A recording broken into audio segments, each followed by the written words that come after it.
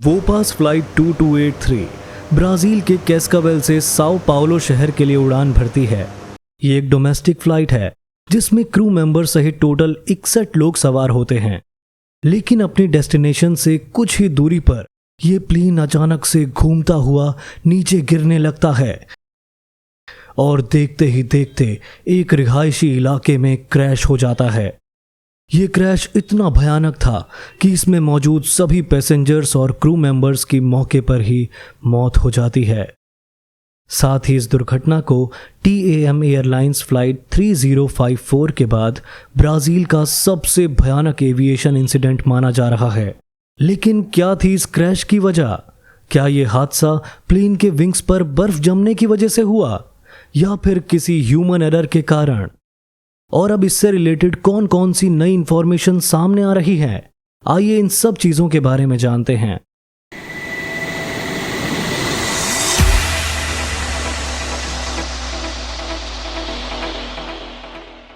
नौ अगस्त 2024 के दिन वोपास लिन्हास एरियस की एक डोमेस्टिक पैसेंजर फ्लाइट 2283 ब्राज़ील के कैस्कावेल से साओ पाउलो के लिए रवाना होती है। इस प्लेन में 57 पैसेंजर्स और 4 क्रू मेंबर सवार हैं।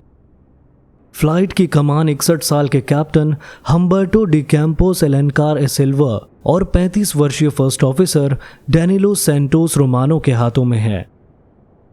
वहीं फ्लाइट अटेंडेंट्स के रूप में 28 साल के डेबोरा सोपर अविला और 41 साल के रूबिया सिल्वा डे लीमा भी प्लेन में मौजूद हैं।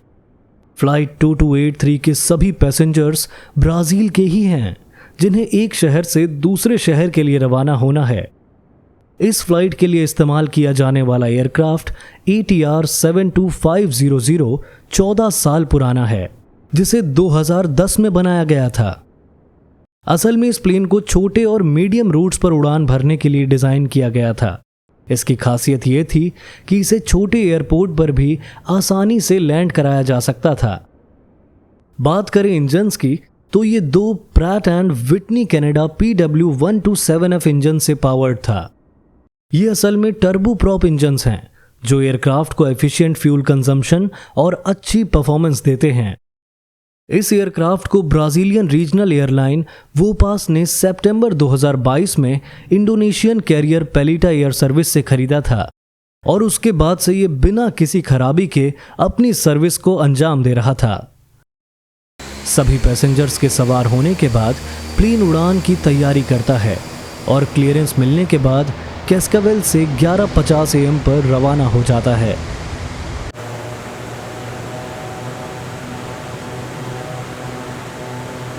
ये लगभग 2 घंटे की फ्लाइट थी और इसे 1:40 PM पर साओ पाउलो में लैंड करना था।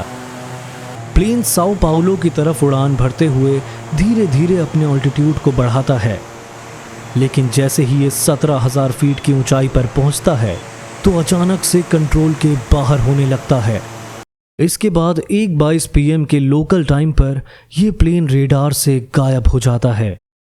अभी इसकी खोजबीन शुरू की जाती उससे पहले ही फायर फाइटर्स की तरफ से रिपोर्ट आती है कि यह प्लेन साओ पाउलो में क्रैश हो गया है।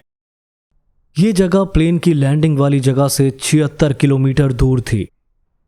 असल में एक रिहायशी इलाका था, इसलिए बहुत से लोगों ने इस दुर्घटना को अपनी आंखों से देखा। कुछ लोगों ने इसकी वीडियो भी बना ली थी, जिसमें देखा जा सकता है कि किस तरह से प्लेन स्पिन करते हुए तेजी से नीचे की तरफ आ रहा है और फिर दूर जाकर एक जोरदार धमाके के साथ क्रैश कर जाता है। दुर्घटना के फौरन बाद तेजी से एक्शन लेते हुए वलिनोस नाम के नजदीकी शहर से 20 इमरजेंसी पर्सनल को क्रैश साइट पर भेजा गया और साथ ही सिविल गार्ड और सिविल डिफेंस के व्हीकल्स ने भी रेस्क्यू ऑपरेशन में हिस्सा लिया। इसके अलावा सिविल और मिलिट्री पुलिस की टीम्स को भी मोबिलाइज किया गया। आसपास के हॉस्पिटल्स में भी घटना की जानकारी दे दी गई ताकि अगर किसी की जान बची हो तो उसे शुरुआती ट्रीटमेंट पहुंचाया जा सके। साथ ही लीगल मेडिकल इंस्टीट्यूट की टीम्स को भी साइट पर भेजा गया। लेकिन यह घटना इतनी भयानक थी कि प्लेन में मौजूद सभी 61 लोगों की मौके पर ही मौत हो गई। क्योंकि प्लेन 13,000 फीट पर मिनट की तेज स्पीड से नीचे की तरफ गिरा था। ऐसे में किसी का बच पाना पूरी तरह नामुमकिन था। कुछ चश्मदीद का कहना है कि क्रैश के दौरान उन्होंने 3 लोगों को प्लेन से नीचे गिरते हुए देखा था। हालांकि उनमें से भी किसी के बचने की कोई खबर नहीं आई है। डेड बॉडीज भी बुरी तरह जल चुकी थी और उनकी पहचान नहीं हो रही थी। इसलिए उनके सैंपल्स को कलेक्ट करके लैब में भेजा गया ताकि उन्हें घर वालों को सौंपा जा सके। हादसे की वीडियो को देखकर ऐसा लग रहा था कि यह किसी घर के ऊपर क्रैश कर जाएगा।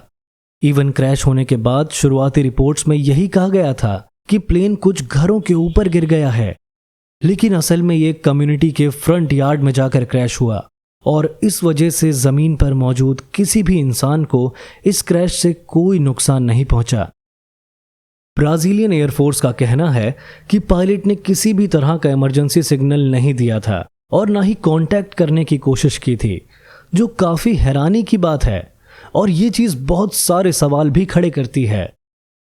इसका मतलब है कि प्लेन के क्रैश होने से पहले पायलट को कुछ खास समस्या महसूस नहीं हुई थी, या हो सकता है कि उन्होंने इस पर ध्यान नहीं दिया था।